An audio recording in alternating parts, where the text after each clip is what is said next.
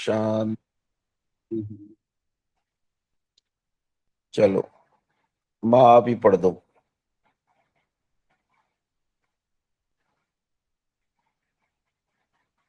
वो ऋग्वेद आदि भाष्य भूमिका का पढ़ना है या वो जो आगे से शुरू है उसको पढ़ना है? नहीं, ऋग्वेद आदि वाक्य भूमिका में कहाँ तक पहुंच गए थे हम?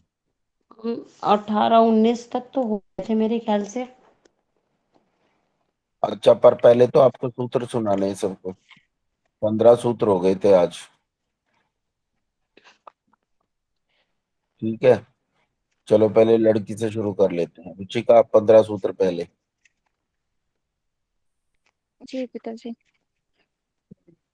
अथ योगानुशासनं योगश्चित्तवृत्तिनिरोधः तदा द्रष्टुस्वरूपेऽवस्थानं वृत्तिसारूप्यमितरत्र वृत्तयः पञ्चितयः क्लिष्टाः प्रमाणविपर्ययविकल्पनिद्रा स्मृतयः प्रत्यक्षानुमानागमाः प्रमाणानि विपर्ययो मिथ्याज्ञानवत्प्रतिष्ठम् शब्दज्ञानानुपाति वस्तुशून्य विकल्पः अभाव प्रत्ययालंबना वृत्तिर्निद्रा अनुभूत विषया संप्रमोषा स्मृतिः अभ्यास वैराग्याभ्यां तन्निरोधः तत्र स्थितो यत्नोऽभ्यासः सति दीर्घकाल नैरन्तर्य सत्कारा सेवितो दृढ़भूमि दृष्टानुश्रविक विषय वितृष्वस्य वशिकार संज्ञा वैराग्यं तत्परम हो गए पुरुष 15। ख्याति। रुक जी जा दादी, 15 हो गए। चलो, इसके तो पहला पाद याद है, इसलिए बहुत तेज बढ़ रही है। दूसरे पाद में देखें कितनी तेज बोलेगी है। ये हाँ। तो बिल्कुल तोते की तरह से रटे हुए हैं इसे। अरे इसकी, इसमें कोई बड़ाई थोड़ी ही है। लड़की किसकी है? किसी की कोई बड़ाई नहीं है। माँ तेज अच्छा, गाती ऐसा है। थोड़ी होता है बढ़ाई के योग्य है तभी तो उसने चलो इतना अच्छा पिता की याद कर। बधाई देते हैं, लड़की संध्या, जिसकी संध्या है। बहन जी। शाबाश रुचिका। नहीं, शाबाश बेटे को दो। इसे पूरा पाद याद है। संध्या बहन जी, पहले म्यूट अनम्यूट करना पड़ेगा आपको। संध्या बहन जी। हाँ जी आचार्य जी, मैं बाहर हूँ। मतलब मैं क्या, हाँ, हम सभी लोग बाहर हैं, तो बस जुड़े हुए हैं, हमने कुछ नहीं कर पाया। सॉरी। कोई बात नहीं। आके करोगी, नहीं तो बेंच पे खड़ा करेंगे। हाँ जी हाँ जी। राजश्री बहन जी। जी नमस्ते आचार्य जी। नमस्ते। अथ योगानुशासनम योगश्चित्तवृत्तिनिरोधः तदा द्रष्टु स्वरूपेऽवस्थानं वृत्तिसारूप्यमितरत्र वृत्तयः पञ्चतयः क्लिष्टाः प्र, प्रमाण विपर्यय विकल्प निद्रा स्मृतिः प्रत्यक्ष प्रत्यक्षमानुगमा प्रमाणानि विपर्ययो मिथ्या ज्ञान तद्रूप प्रतिष्ठम शब्द ज्ञानानुपाति वस्तु शून्यो विकल्पः अभाव प्रत्ययालंबना वृत्तिर्निद्रा अनुभूत विषय संप्रमोश स्मृतिः अभ्यास वैराग्याभ्यां तन्निरोधः तत्र स्थितो यत्नोऽभ्यासः स तु दीर्घकाल नैरन्तर्य सत्कार सेवितो दृढ़भूमिः द्रष्टानुश्रविक विषय वितृष्णस्य वशीकार संज्ञा वैराग्य। एक बात है, उच्चारण राजश्री बहन जी का बहुत सुंदर है। बहुत ही बढ़िया उच्चारण। एक एक वर्ण स्पष्ट होता है, एक एक मात्रा स्पष्ट होती है। बहुत बढ़िया। धन्यवाद आचार्य जी। आदर्श बहन जी, मुझे पता है दादाजी वैसे तो आप, हाँ मुझे अभी वैसे तो याद आप नहीं शिविर, हुए। हाँ शिविर में हो तो समय नहीं दे पा रही हो। चलो कोई बात नहीं। हेमा। जी, हम्म। मुझे बोलना है। हाँ तुझे बोलना है। ठीक। अथ योगानुशासनम् योगस्य चित्तवृत्तिनिरोधः तदा द्रष्टुः स्वरूपे अवस्थानं वृत्ति सारूप्यमितरत्र वृत्तयः पंचतयः क्लिष्टा अक्लिष्टाः प्रमाण विपर्ययो विकल्प निद्रा स्मृतयः तत्र प्रत्यक्षानुमान आगमः प्रमाणानि विपर्ययो विकल्प निद्रा स्मृतयः शब्द ज्ञानानुपाति वस्तु शून्यो विकल्पः अभाव वैराग्याभ्यां तन्निरोधः अनुभूत विषय संप्रमोषः स्मृतिः अभ्यास वैराग्याभ्यां तन्निरोधः ईश्वर प्रणिधानाद्वा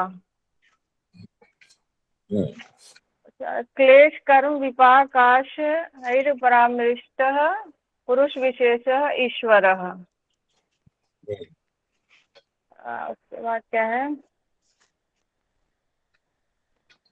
तत्र निरतिशयं सर्वज्ञ बीजम्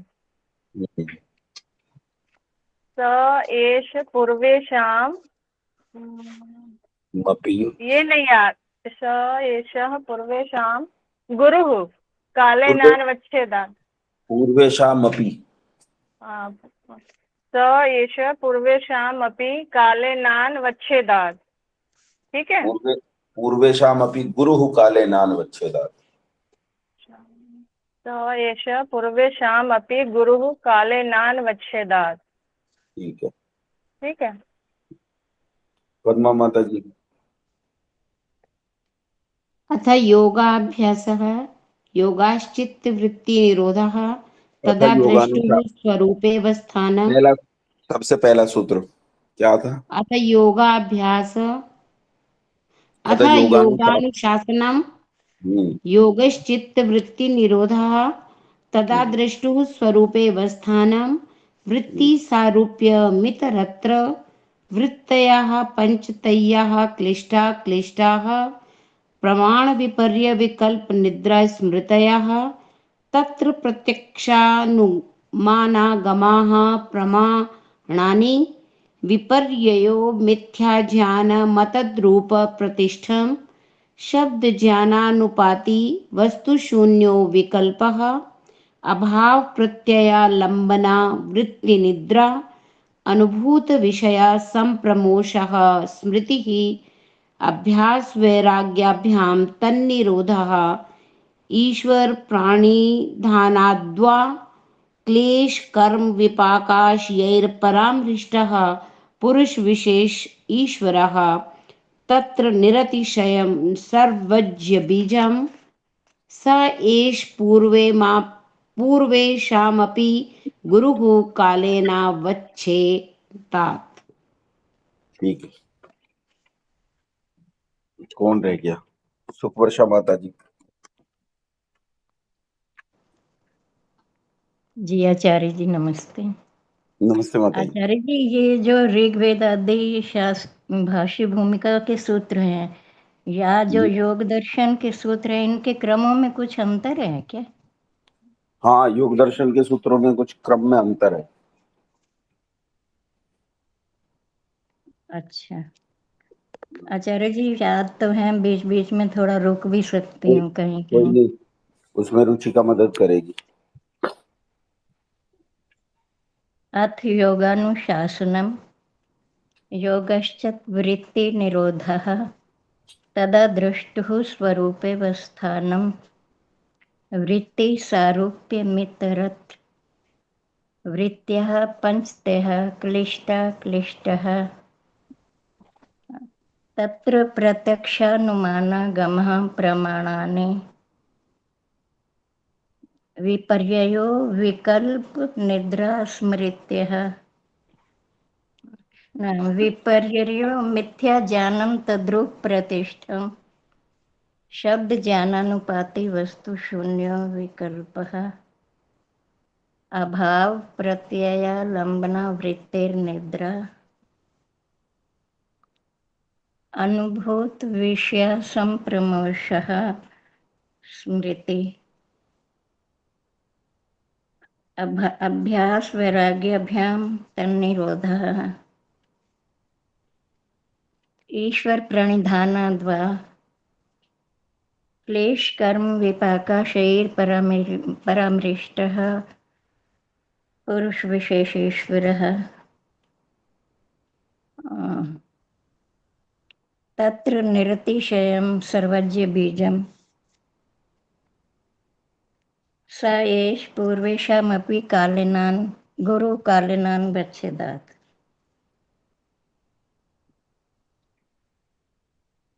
ठीक है।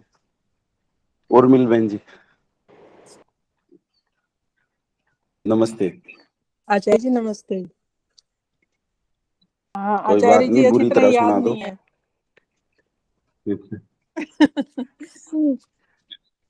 अथ योगानुशासनम योगश्चित्तवृत्ति निरोधः तदा दृष्टुः स्वरूपे वस्थानम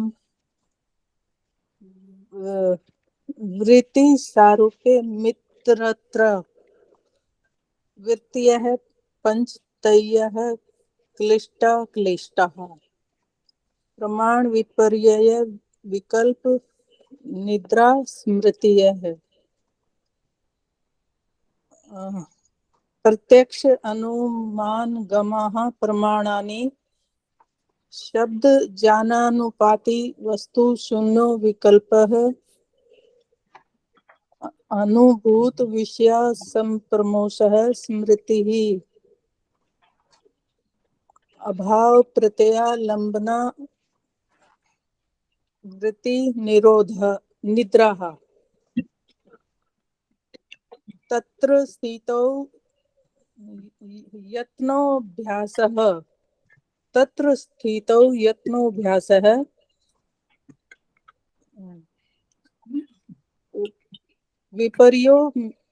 विपर्ययो मिथ्या ज्ञानम् अतद्रुत प्रतिष्ठम् क्लेश कर्म विपाकाशै परामृष्टः पुरुष विशेष ईश्वरः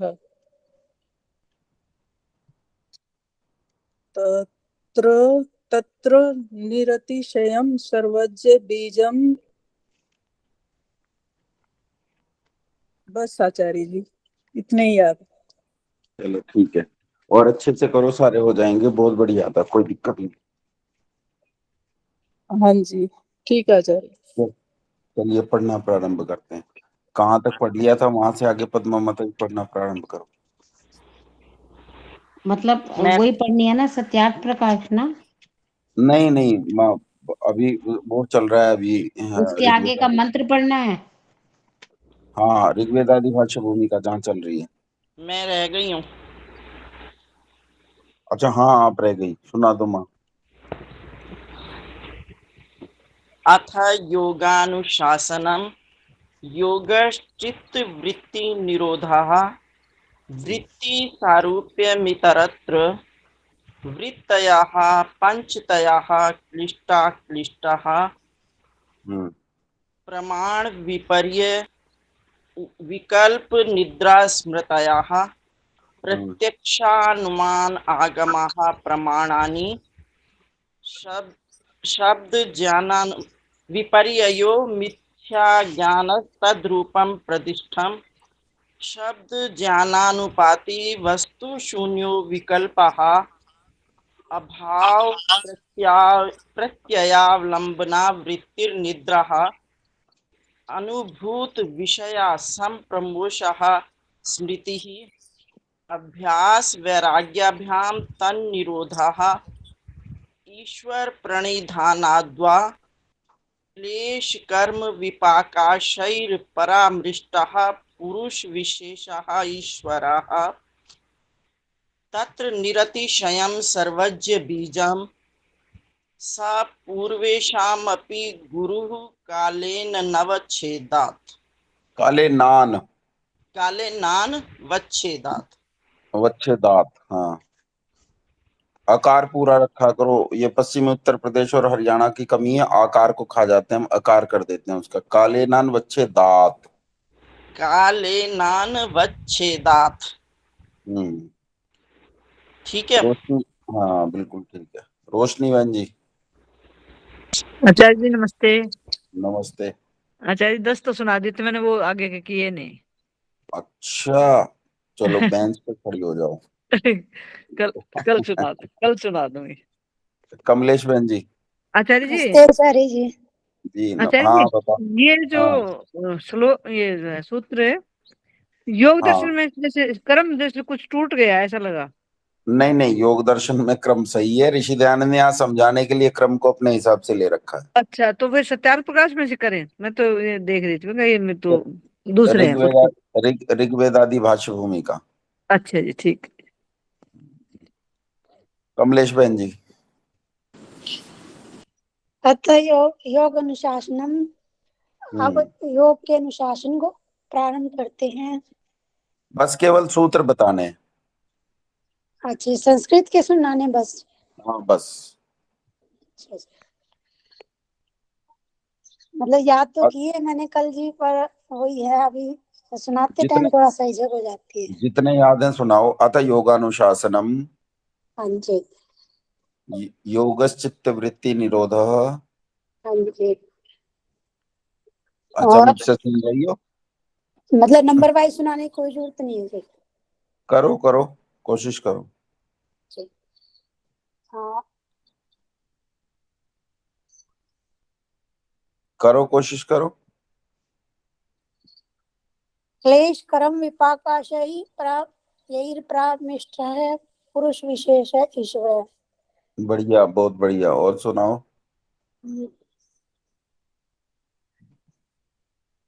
मैं कल सुना दूं जी आपको? ठीक है, कोई दिक्कत नहीं। बढ़िया सुनाया। सूत्र का उच्चारण बहुत अच्छा था जो आपने सुनाया।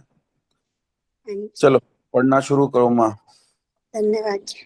व्याधिस्त्यान संशय प्रमादालस्य विरति भ्रांति दर्शना लब्ध भूमिकत्वान वस्थितत्वानि चित्त विक्षेपास्तेन्तरायाः।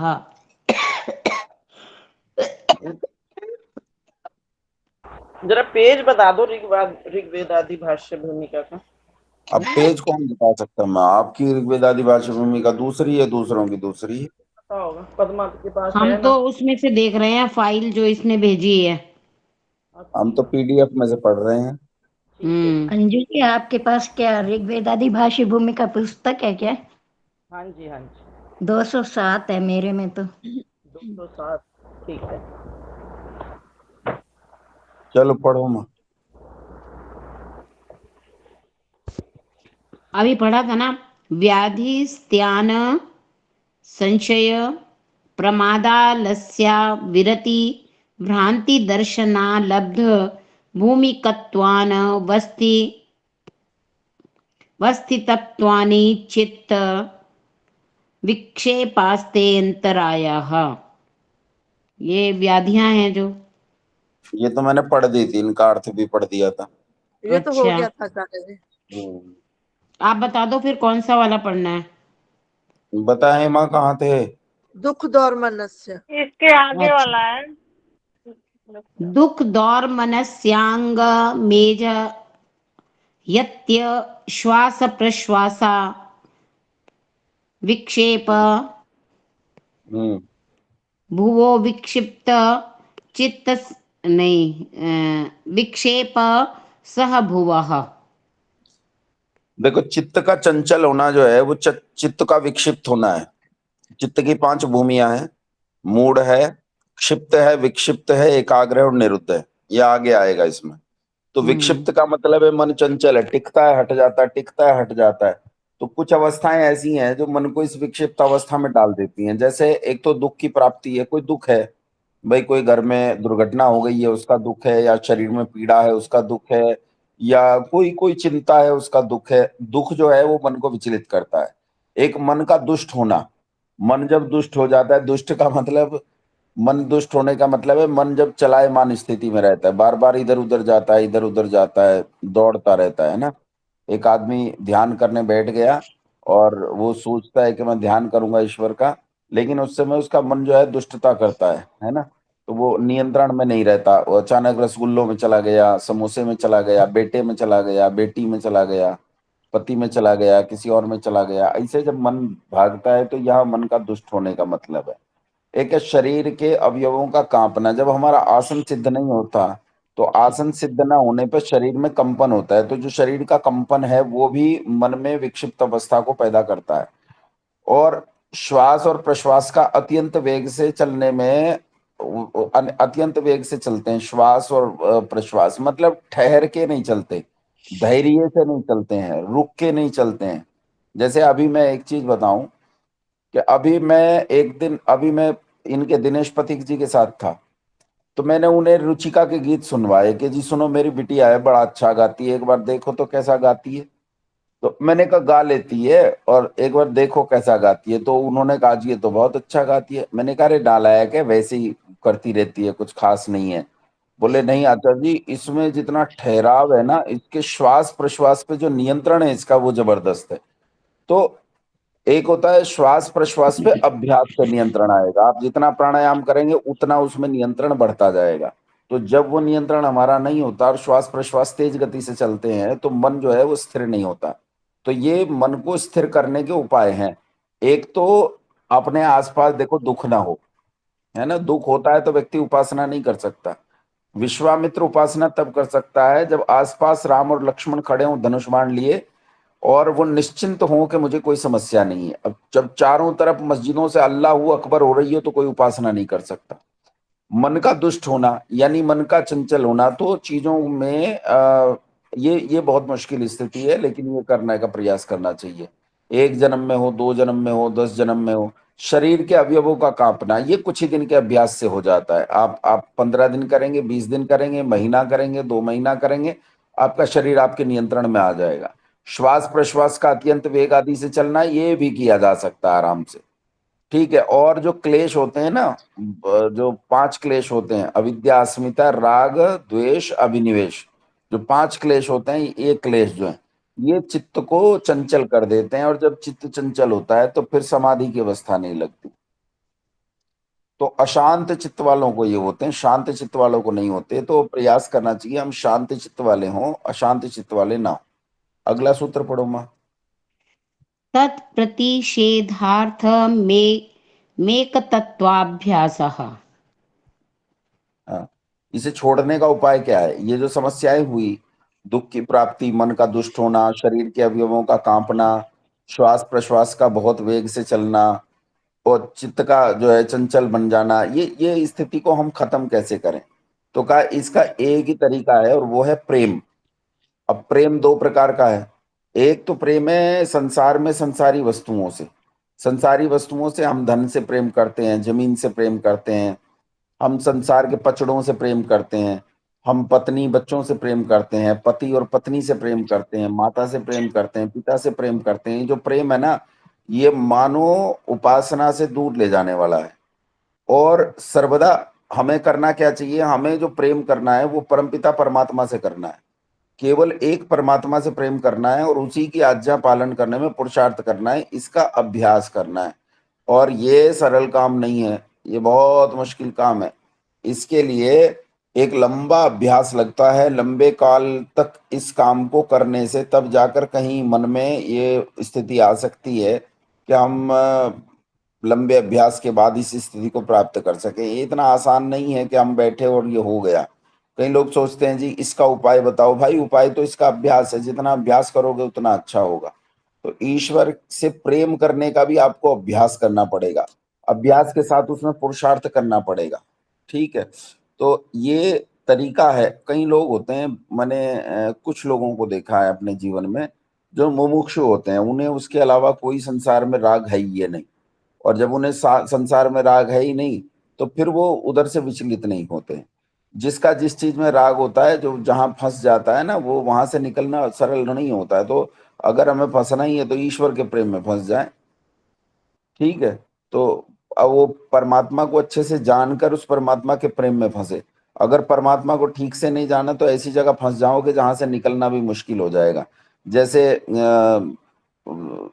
वीर वो, जैसे वो थे ना कवि, सूरदास जी थे, या मीराबाई जी थी, या चैतन्य महाप्रभु जी थे। तो ये सब लोग एक भाव समाधि में फंस गए। इन्होंने अपने ईश्वर की एक कल्पना कर ली और उस ईश्वर से प्रेम करने लगे। मीराबाई कहने लगी भाई मैंने तो इससे ब्याह कर लिया है। सूरदास जी बोले मेरा तो बालक है। चैतन्य महाप्रभु बोले भाई मेरा तो स्वामी है। तो ये अलग अलग प्रकार का उन्होंने ईश्वर रच लिया अपना और उस ईश्वर में ये जुट गए। तो उपासना योग में नित्य पुरुषार्थ करते रहना चाहिए ईश्वर के प्रेम में डूबकर, और जिससे ये सारे विघ्न दूर हो जाते हैं। यहाँ एक चीज आपको और बताऊं, कई बार हम कल्पना, अब कोई कहे निराकार ईश्वर और साकार ईश्वर, तो व्यक्ति साकार ईश्वर में फंस गया, निराकार में भी फंस जाता है। निराकार में हम ऐसी कल्पना कर लेते हैं जिस कल्पना में से निकलना नहीं हो सकता। कुछ दिन पहले मैं एक साधु हैं, उन साधु के साथ योग दर्शन पढ़ रहा था। वो ऋषि दयानंद के अनुयायी नहीं है योग दर्शन में, वैसे वो ऋषि दयानंद को बहुत बड़ा योगी तपस्वी मानते हैं, लेकिन योग दर्शन में वो ऋषि दयानंद से सहमत नहीं होते। तो पहले प्रारंभ में उन्होंने बताया कि जीवात्मा निर्मल है, पवित्र है। परमात्मा के बारे में बताया कि वो पवित्र है, निर्मल है, ऐसा है वैसा है, सब बताया। निराकार है ईश्वर, साकार मानने वाले मूर्ख हैं और जड़ पूजा करते हैं, ये करते हैं वो करते हैं। फिर बाद में वो बोले कि जीवात्मा तो पूरी तरह निर्दोष है, वो तो निर्विकल्प, वो तो पूरी तरह पवित्र है, उसमें तो कोई दोष है नहीं। तो फिर दोष किस में? तो कहा चित्त में दोष है। तो गड़बड़ी किसके कारण होती है? बोले चित्त के कारण होती है। फिर उन्होंने कहा जीवात्मा अकर्ता है, जीवात्मा कुछ करता ही नहीं है, जो कुछ हो रहा है वो जीवात्मा की उपस्थिति से शरीर में हो रहा है। अगर जीवात्मा शरीर में उपस्थित है तो कर्म हो रहा है, और जीवात्मा शरीर में उपस्थित नहीं है तो कर्म नहीं हो रहा। तो यानी उसकी उपस्थिति, उसकी चेतना मात्र से सारे कर्म जो है वो संचालित हो रहे हैं, लेकिन वो अपने आप कुछ नहीं करता। फिर करता कौन है? तो कहा चित्त करता है। अब देखो मामला गड़बड़ होना शुरू हो गया। चित्त तो जड़ है, चित्त कैसे कर सकता है? खैर में पढ़ता रहा। उसके बाद उन्होंने ईश्वर को भी अकर्ता बता दिया। बाद में उन्होंने बता दिया कि ईश्वर और जीवात्मा एक ही हैं, और बाद में उन्होंने ये बता दिया कि संसार में सारे जीवात्मा जो मनुष्यों के भीतर हैं ये अलग अलग नहीं है, ये एक ही जीवात्मा है। एक ही जीवात्मा हर व्यक्ति के भीतर प्रतिबिंबित हो रहा है और वो ईश्वर का प्रतिबिंब है, ऐसा उन्होंने बता दिया। अब देखो ये निराकार ईश्वर में एक ऐसी अजीब कल्पना कर ली गई, जिस अजीब कल्पना ने इस पूरे देश को अपने जंजाल में जकड़ लिया था एक समय, और इसी जंजाल से निकालने आए थे गुरुवर दयानंद सरस्वती। जब वो आए तो उन्होंने देखा जंजाल बहुत फैला है, तो उन्होंने इन सारे प्रश्नों का समाधान किया और व्यक्ति को इस जंजाल से निकाला। वहां एक प्रश्न शेष बचता था, और प्रश्न ये था कि मोक्ष जो होता है वो विवेक ख्याति से होता है। अब विवेक ख्याति जब मनुष्य की हो गई, तो जब मोक्ष की अवधि समाप्त होगी, जैसा ऋषि दयानंद कहते हैं, तो विवेक ख्याति कहाँ जाएगी और क्यों जाएगी? अगर विवेक ख्याति के सहित मनुष्य मोक्ष से लौटेगा तो फिर मोक्ष हो जाएगा, क्योंकि विवेक ख्याति संपन्न है। और अगर विवेक ख्याति उससे छीन ली जाएगी तो आखिर किस कर्म के परिणाम से उससे विवेक ख्याति छीनी गई? ये एक प्रश्न बाकी पड़ता था। इसका ऋषि दयानंद ने एक प्रश्न से समाधान किया। उन्होंने कहा ये बताओ, उपासना जो कर्म है वो सीमा वाला है कि असीम है? तो कहा वो सीमा वाला है। तो कहा सीमा वाले कर्म का परिणाम असीम क्यों कर हो सकता है? सीमा वाले कर्म का परिणाम भी सीमा वाला होगा, इसलिए पुनरावृत्ति होगी, मोक्ष में जाना और मोक्ष से लौट कर आना, ये दोनों काम संभव है। इसका अर्थ केवल इतना है, मैं यहां समझाना ये चाह रहा हूं कि जैसा अद्वितीय परब्रह्म है वैसा ही उसे मानना, जैसा वेदादि सत्य शास्त्र बताते हैं वैसा उसे मानना, जैसा ऋषियों ने बताया वैसा उसे मानना। अगर आप उसमें कल्पना कर लेते हैं, चाहे उसके साकारत्व में अजीब कल्पनाएं कर लें, चाहे उसके निराकारत्व में अजीब कल्पनाएं कर लें, जब अजीब कल्पनाएं कर लेते हैं तो उसमें फंस जाते हैं, फंसेंगे तो मामला बिगड़ जाएगा। इसलिए ईश्वर जैसा है, अब कैसा है तो दूसरे नियम में बता दिया। दूसरा नियम क्या है? कौन सुनाएगा दूसरा नियम? किसी के याद है दूसरा नियम क्या है समाज का? आचार्य जी मैं सुनाऊं?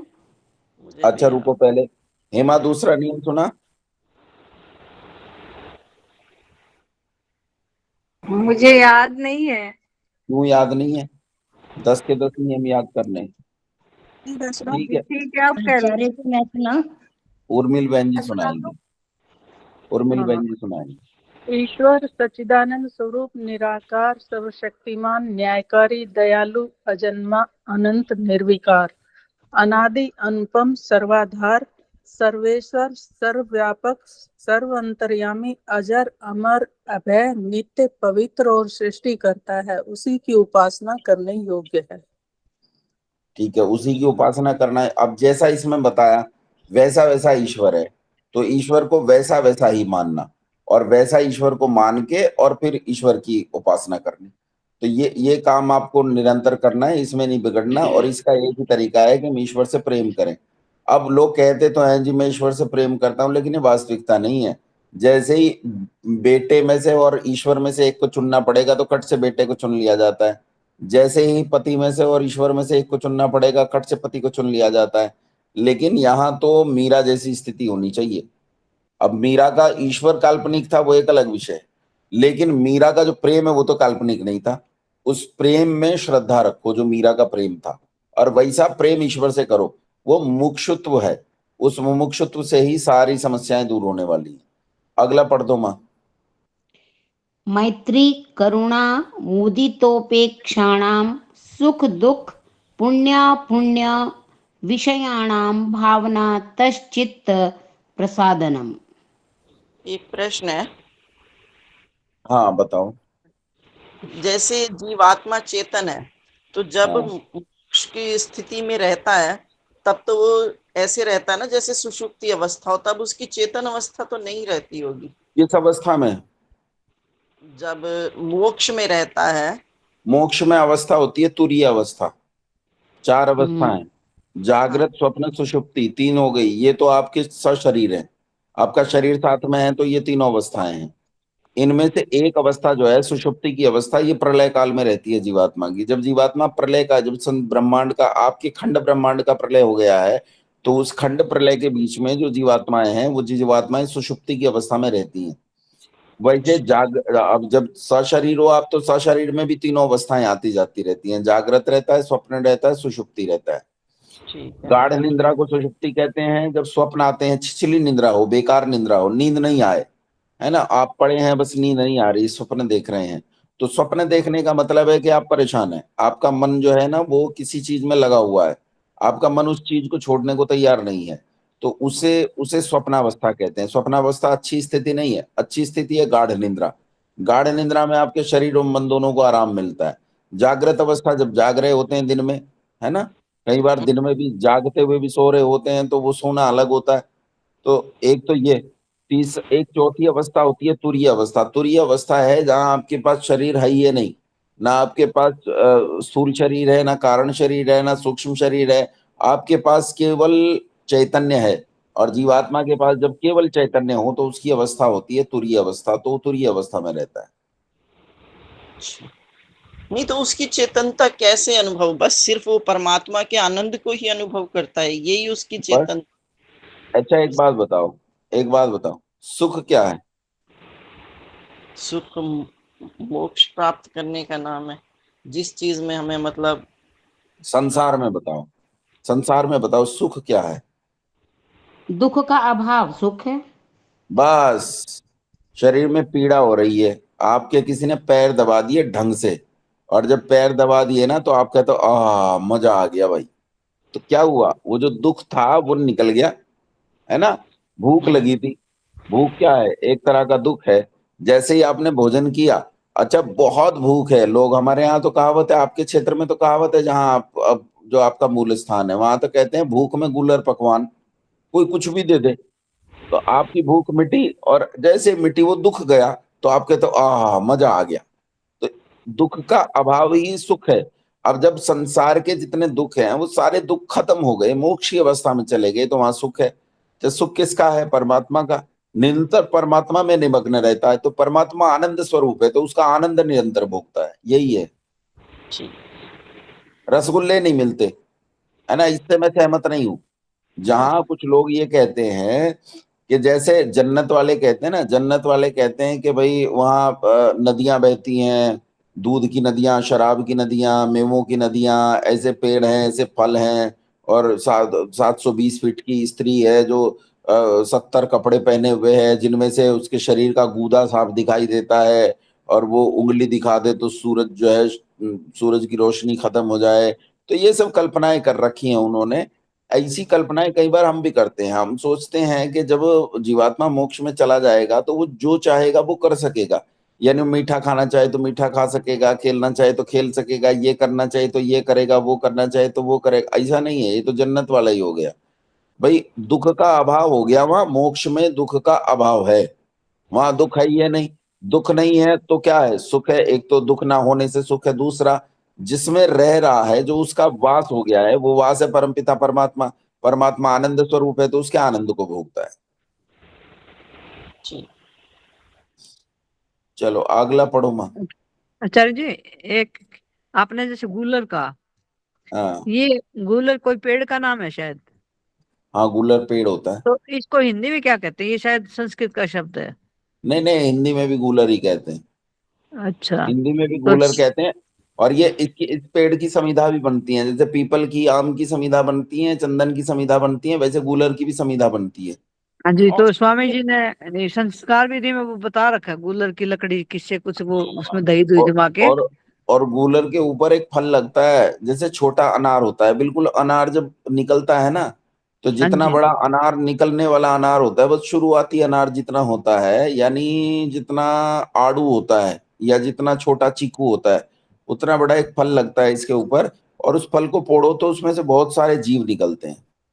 जीव निकलते हैं? हाँ, बहुत जीव निकलते हैं, लोग खाते हैं उसे। और कई तो ऐसे बुद्धिमान लोग हैं, वो कहते हैं कि ये जीव के उड़ने से पहले खा लो, इसकी ताकत सारी इनमें ही है। अच्छा, वो उड़ तो जीव जाते हैं हत्या, जैसे। जीव हत्या हो गई ये तो। हाँ, तो नहीं खाना चाहिए उसका फल।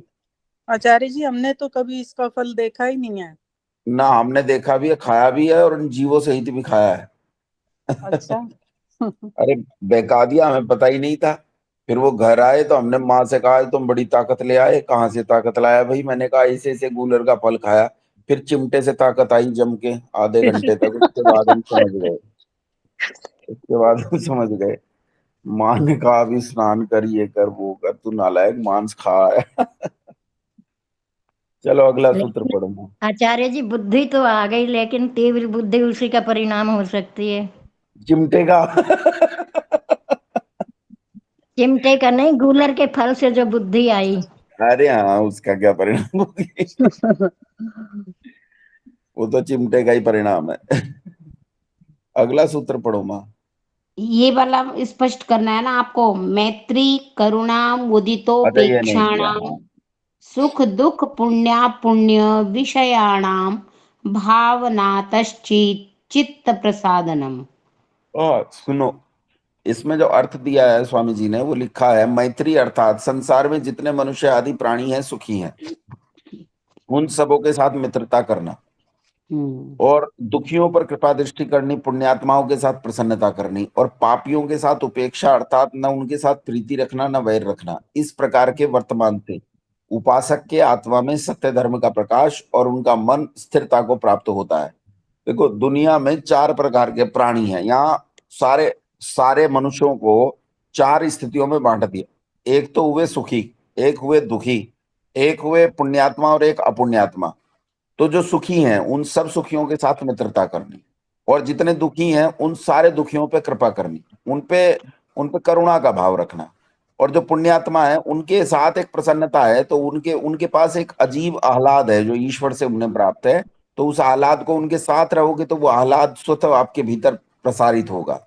और जो दुष्ट है, जो पुण्यात्मा नहीं है, ऐसे पापी की उपेक्षा करो। मतलब ना काहू से दोस्ती ना काहू से बैर। इसकी दोस्ती भी बुरी और इसका बैर भी बुरा। इसके पास मत जाओ, इससे दूरी बरतो। ना इससे आप वो करो, मतलब इसके साथ झगड़ा भी नहीं करो, इससे प्रेम भी नहीं करो, दोनों काम इससे नहीं करने। इस प्रकार के वर्तमान से उपासक का आत्मा जो है वो प्रकाशित हो जाता है। अब सुखी कौन है?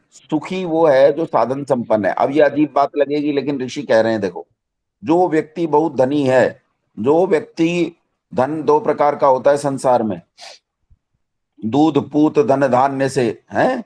तो कितने प्रकार का है? पशु हो गया धन, संतान हो गई धन, और पैसा भी धन हो गया। तो दूध पूत धन धान्य से वंचित रहे ना कोई, कहते हैं ना। तो ये तीनों प्रकार की संपन्नता जिसके पास हो, या इन तीनों में से किसी एक एक प्रकार की संपन्नता किसी के पास हो, तो वो सुखी है। सुखी है तो तुम उसके साथ मित्रता करो। मित्रता करोगे तो लाभ क्या होगा? हमेशा मित्र की उन्नति से मित्र को सुख होता है। तो अगर आप उस सुखी के पास रहोगे, क्योंकि वो सुखी है तो वो प्रसन्न रहता है, तो उसके सुख से तुम हमेशा सुखी रहोगे, हमेशा ही खुश रहोगे कि देखो मेरे मित्र की कितनी उन्नति हुई, इसकी 4 फैक्ट्री चल गई, इसके घर में 50 गाय आ गई हैं, इसके घर में इतनी संपत्ति आ गई है, ओ मजा आ रहा है, इसने कमरे बना लिए। अच्छा, तुम्हें कुछ नहीं मिल रहा है, ना वो तुम्हें कमरे दे रहा है, ना गाय दे रहा है, ना पैसा दे रहा है, लेकिन तुम्हारी मित्रता है तो उसके बढ़ने से तुम खुश हो जाते हो। जैसे अपने पुत्र पुत्री के बढ़ने से तुम खुश हो जाते हो, चाहे वो तुम्हें कुछ ना भी दे, चाहे डंडे से मारे, लेकिन उसके बढ़ने से जैसे तुम खुश हो जाते हो, वैसे ही मित्र के बढ़ने से तुम्हें खुशी मिलती है। इसलिए सुखी आदमी के साथ मित्रता का भाव रखो, दुखी के साथ मित्रता का भाव नहीं रखना। अगर तुमने दुखी के साथ मित्रता का भाव कर लिया तो जैसे मित्र का सुख ट्रांसफर होता है मित्र के भीतर, वैसे ही दुख भी ट्रांसफर होता है। अगर तुमने मित्रता से अगर तुमने दुखी से मित्रता कर ली तो तुम दुखी रहोगे, क्योंकि वो बेचारा दुखी होएगा, तुम उससे ज्यादा दुखी हो जाओगे।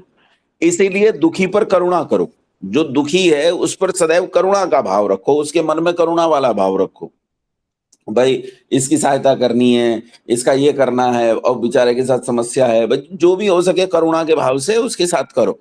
और जो पुण्यात्माएं हैं उनका संग करो, जहां पुण्यात्मा मिले वहां उनके पास जाओ, उनके पास बैठो। आपको ऐसे स्थल मिल सकते हैं जहां बहुत सारी पुण्यात्माएं हो। एक उदाहरण देता हूं, अभी पिछले दिनों हमारी माता जी, पद्मा माता जी, एक बहुत भयंकर यात्रा पर गई थी, जिसके बाद आकर इन्होंने उस यात्रा को बहुत कोसा, लेकिन वहां एक अद्भुत घटना घटी कि ये रोजड़ में गई। रोजड़ में गई तो इतनी अभिभूत हो गई, इन्होंने कहा इतना आनंद आया कि मैंने तो पतिदेव को मना कर दिया, मैं नहीं जा रही हूँ यहाँ से, मैं तो यहीं रहूंगी मुझे जाना ही नहीं है यहाँ से। तो वो इतनी अच्छी जगह है। ये पुण्यात्मा के कारण होता है। जहां पुण्यात्माएं निवास करती हैं वहां एक अजीब आह्लाद होता है, और वो आह्लाद आपको मिलेगा।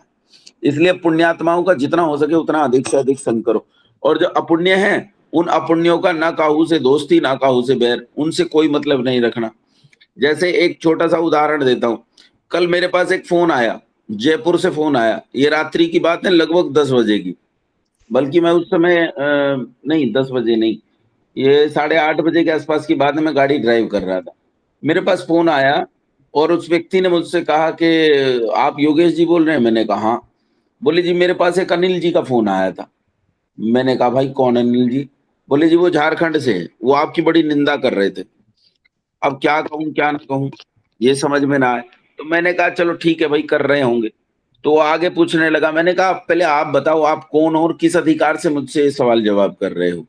अब ये अनिल वही आदमी है जो झारखंड में जो गुरुकुल को खोलने के लिए तैयार हुआ था। बाद में उसने बताया जी मेरा गुरुकुल का विचार नहीं है, मेरा तो प्राइवेट स्कूल चलाने का विचार है। प्राइवेट स्कूल में भाई हम क्यों पैसा लगा दें, कोई और क्यों पैसा लगा देगा। तो वहां ना तो ऐसा, ना तो उसके लिए कुछ ऐसा दान आया था, हम सोच रहे थे कुछ करने की, तो वो ये कहीं आरोप लगा देता है कि भाई ये लोग जो हैं वो हमारे स्कूल के नाम पे पैसा इकट्ठा कर रहे हैं। अरे मूर्ख आदमी, किसी प्राइवेट स्कूल के नाम पे कोई पैसा कैसे इकट्ठा कर सकता है, और क्यों करेगा कोई पैसा इकट्ठा। तो अब ये दुष्ट है, इस दुष्ट का हमें क्या करना है, क्या उपाय है इसका? तो इसका उपाय एक ही है, ना काहू से दोस्ती ना काहू से बैर, इसे दे दो तिलांजलि, भैया जा, इसे मरने के लिए छोड़ दो। ऐसे व्यक्ति के खिलाफ भी कोई काम नहीं करना, इसके पक्ष में भी कोई काम नहीं करना, इससे हमेशा दूर हो जाओ।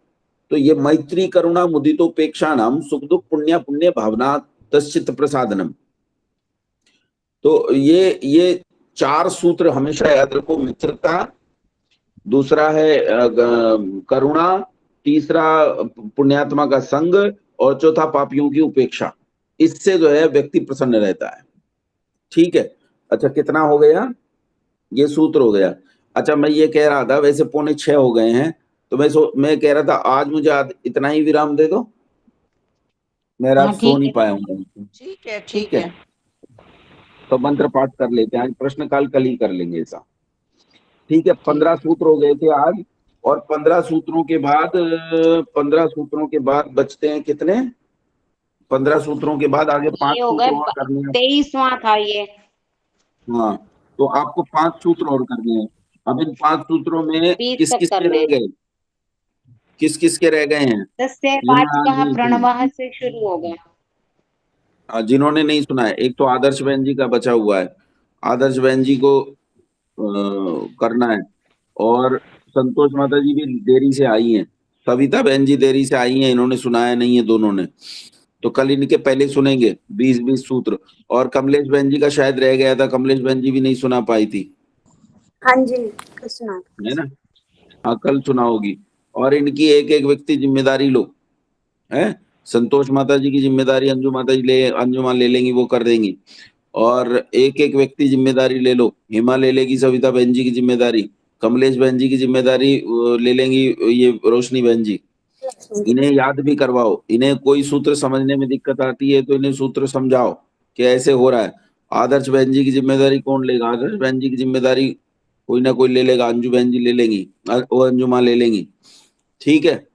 तो चलो इतना करना है, एक दूसरे के सहयोग करके सूत्र रटवाने हैं। कल 20 सूत्र हम लोग पढ़ेंगे, आज इतना ही मंत्र पाठ कर लेते हैं। ये सूत्र ऋग के अनुसार हाँ। याद करने हैं, ये योग आदि अभी तो ऋग्वेद आदि भाषा भूमिका के अनुसार करो। ठीक। सहना भवतु सहनौ भुनक्तु सह वीर्यं करवावहै तेजस्विनावधीतमस्तु मा विद्विषावहै। ओम शांति शांति शांति। नमस्ते।